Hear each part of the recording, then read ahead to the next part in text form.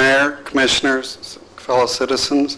It's really an honor to be here tonight to speak on behalf of George, and I implore the Commissioners to recognize what I've seen tonight, which is that from the Northeast sector to the Northwest sector, Lauderdale Manors, the beach communities, it appears to me that every single district is here in huge numbers tonight to speak on behalf of very personal experiences with George Gretsas, more widespread experiences with George Gretsas, and invariably only positive things that I've heard tonight that are specific. The criticisms that I've heard have been vague.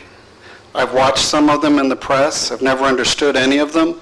I'm speaking to you from a standpoint as past president of South Middle River, which is one of the largest neighborhoods. In fact, I believe it is the largest neighborhood in the city of Fort Lauderdale. I was angry when I became president. My home had been broken into 6 times.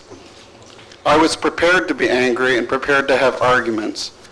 I could not have been more wrong. George met with me.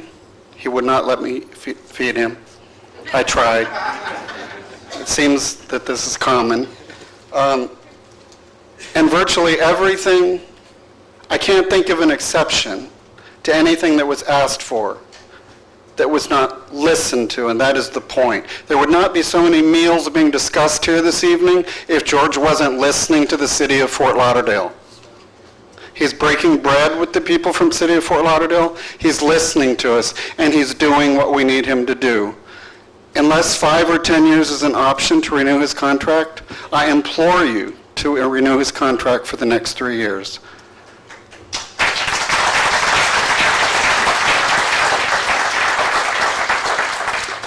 I would also like to mention that I have served on the board of the Greater Fort Lauderdale, of the Gay and Lesbian Center of Greater Fort Lauderdale, and I'm the past vice president of that important neighborhood organization.